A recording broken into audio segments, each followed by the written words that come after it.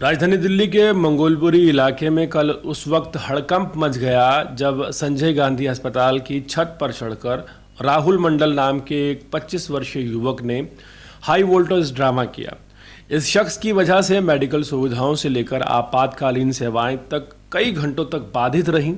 संजय गांधी अस्पताल के चिकित्सक अधीक्षक मृत्युंजय सिंह, दिल्ली अग्निशमन सेवा के अधिकारी अजय शर्मा और बाहरी जिले की अतिरिक्त पुलिस उपायुक्त नर्रा चैतन्य, ये सभी बड़े अधिकारी कल कई घंटों तक इस युवक को बचाने के अथक प्रयास करते रहे।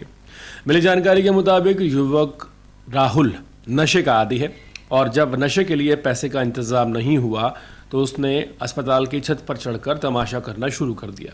हालांकि युवक के परिजनों का कहना है कि उन्होंने राहुल को नशा मुक्ति केंद्र में भी भर्ती करवाया था, पर वो वहां से भाग गया। राहुल अपनी बाइक लेकर निकला था और घर वापस आने की बजाय सुबह करीब 4 बजे अस्पताल का ताला तोड़कर छत पर चढ़ गया।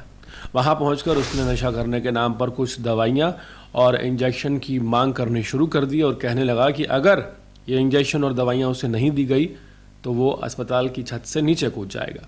दमकल विभाग और दिल्ली पुलिस ने मिलकर रणनीति बनाई। नीचे गद्दे बिछाए गए, जाल लगाया गया और ऊपर से राहुल को बचाने के प्रयास किए गए।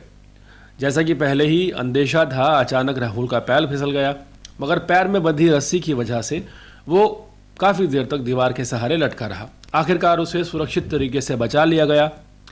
लोग कहते हैं कि नशा घर बर्बाद करता है, लेकिन सच तो ये है कि नशा समाज व्यवस्था, कानून व्यवस्था, माहौल और परिस्थितियां सब कुछ बर्बाद कर देता है। मंगोलपुरी की इस घटना से यह साफ होता है कि नशा सिर्फ एक व्यक्ति को नहीं बल्कि पूरे समाज की एक बड़ी समस्या है। जब एक इंसान इसकी गिरफ्त में आता है तो उसका परिवार, व्यवस्था और समाज सभी प्रभावित हो जाते हैं। ज़रूरत है नशे को सिर्फ अपराधी नहीं समझने की बल्कि एक सामाजिक बीमारी समझने की।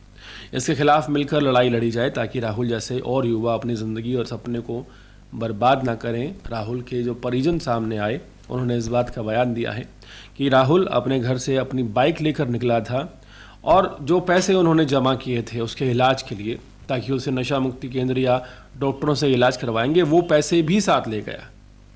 अब आप सोचिए कि एक नशा किस तरह से एक पूरे परिवार को बर्बाद करता है और उसका प्रभाव कई बार इतना ज़्यादा बढ़ जाता है कि आपातकाल सेवाएं भी बाधित हो जाती हैं।